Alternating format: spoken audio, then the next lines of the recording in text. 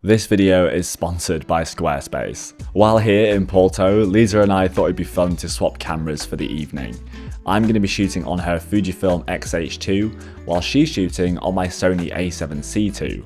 We've never swapped cameras for like an extended period of time, so this is going to be a very fun experiment. And of course, if you want to see her perspective as a Fujifilm shooter shooting on Sony, you can go follow the link in the description to see her version of this video. So have you tried Fujifilm cameras before? Specifically the XH2? I've only ever tried the XH2 when I've borrowed yours to shoot like some YouTube thumbnails, but it's literally on a tripod with a monitor, and like I'm never out and about shooting with it. So I know how to use it in like a controlled setting, but not actually out and about shooting. So you chose a specific lens of mine today. What did you choose? I chose a lens you are currently making a video on. Yeah, potentially. Yeah, this is the TTartisan 23mm 1.8. I'd never used it before, but from what I've seen so far, it seems to be fast. Like it actually focuses fast, and it's 35mm equivalent. Yeah. So usually that's what I really like to shoot, but I think here it might be a bit too wide. So Okay. I'm gonna have to use my feet a lot. So we'll have to see how that goes. So obviously George thinks it's street photography. So kind of define what street photography is for you and what are the sort of subjects you're looking for, if it's more colours, lighting or humour in a scene. Well, I usually am shooting in like much busier places than when we are today, because we're in this little area called Foz just outside of Porto, which is very beautiful. So there's like lots of colour to play with. I do like complementary and like contrasting colours, but I also like to use people. So I hopefully always like to depict people in like a positive way, but like with colour or with funny gestures, like interacting with each other, or like, you know, if dogs are at play, that's always fun. But it will be a little bit challenging here just because it's much quieter, but I'm excited because I'll be using a Fujifilm. Then shall we go? Let's go. One thing I'm immediately noticing about the XH2 is just how nice the viewfinder is. So I actually might end up using the viewfinder. As we kick things off and I got my settings all set up, I spotted this little cat just behind this car, in between the hard shadow and the bright highlights. He had a slight like warm tint to his fur, which actually really came out a bit more in the edit.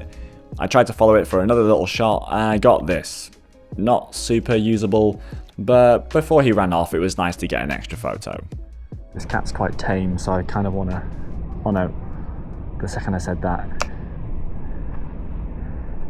he knows the score. Once we got down to the main street by the beach, I immediately got back into my element, finding a dog named Balthazar. While he was adorable and his owner was very kind, he wasn't quite looking towards the light, so hopefully this edit kind of works. Okay, we just met Balthazar the dog, but he wasn't interested in looking in towards the sun. I don't know how good any of those were. Okay. On the walkway on the street, there was this trio of characters that I really wanted to get a photograph of. There was a gentleman in the yellow in the middle, so we had some blue and we had some like reddy pinks. I really liked this mixture of colours and also the fact that all three of them were facing each other and all wearing sunglasses. This is the best image I managed to get, and luckily we kind of fill the frame here. This next image was purely a reactive shot. I didn't get the framing right whatsoever, but I saw these two girls go to touch their heads in the exact same way, in complementary colours. So if I was closer for this would have been a much better image. Sadly, this is the best version I've got. A nice idea, but poorly executed. I'm always on the lookout for patterns, so when I see a duo, specifically an older couple wearing similar patterns, I have to go for it. Horizontal stripes aren't up there with my favourite patterns, but I guess this will have to do as a duo. I'd like to take a moment to thank the sponsor of today's video, Squarespace. If you don't have a website for your photography, you are missing out. It's your unique home on the internet for your fans to enjoy and support your work. Squarespace removes all of the headaches. You can even choose to create a fully custom website using Blueprint AI, tailored to your style and personality. You can update your fans via an email newsletter, using Squarespace's email campaign tools. You can write, publish, and view analytics right in your Squarespace dashboard. Try Squarespace for free at squarespace.com.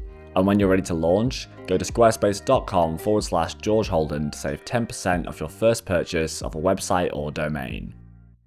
Jumping immediately back into some dog photography, this dog had kind of run away from its owners, carrying its own lead, and I managed to get this one image. I like the way the dog is backlit through its kind of like long, slightly messy hair. On the staircase down towards the beach, I'd already seen this couple who were kind of shielding their eyes and also pointing out towards something.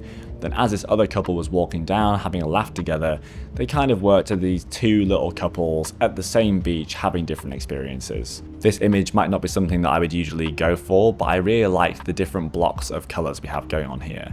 These kind of like deep red browns on the bench in the foreground, the yellow banister with light breaking through the middle, the blue ocean and like light blue sky, the tree to the left, and also our subject wearing this striped top. Heading back down towards the beach, I approached this woman and her dog and asked if I could take a photo. The dog was actually incredibly gentle and posed for me almost perfectly and allowed me to snap away a few photos. We do see a little bit of flaring in this image, but nothing too unpleasant that I'd mind too much. And then even as I was leaving, I turned back around and the dog was still there in this kind of noble pose. I just got a slightly wider version of this image with the owner in the frame as well. We're getting really lucky with some really nice light down here, like by the beach. However, it is pretty quiet. It's not super busy. So I'm really having to experiment with a 35, like with some wider shots as well as like getting some closer up stuff. Met a couple of dogs. That's kind of good. But luckily we have lots of colour to play with. I'm interested to find out how Lisa's getting along with the Sony. I kind of wish I had a zoom in this situation. So how is it going with the Fujifilm? I'm really liking the Fuji. I think I may have actually made a bad bet with my lens choice. Okay. Just because a lot of the subjects around here are quite far away.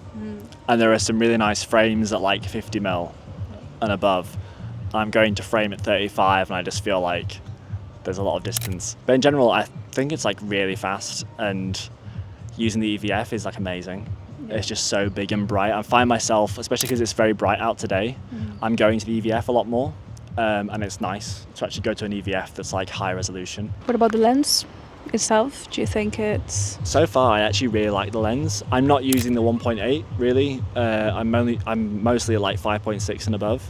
But it's really fast and really snappy. And considering from what I know about Fuji lenses, they're quite expensive. And it's like a TTartisan, so it's somewhere between like, $100, $150 or something. So actually, it's pretty good. I haven't got into editing the photos yet, but it looks pretty good so far. Both Lisa and I were both taking lots of photos down by these benches, and I managed to get this one silhouette shot that isn't my usual sort of thing, but I really liked the way the light was breaking through in this image.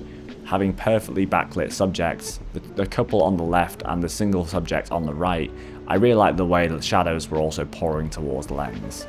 Not my usual kind of thing, and potentially even better in black and white, but I like the way this kind of has a nice sunset story to it. Across the street, I noticed this long window with kind of like a wide cinema aspect ratio, and it was showing some really interesting reflections of what was happening on my side of the road. So I quickly hopped into the middle of the street to get this one runner running through the frame with one boat in the background in the reflection as well. I have had to crop in a little bit, but I like these kind of images with reflections working as frames, like in the middle of strong, bold colours.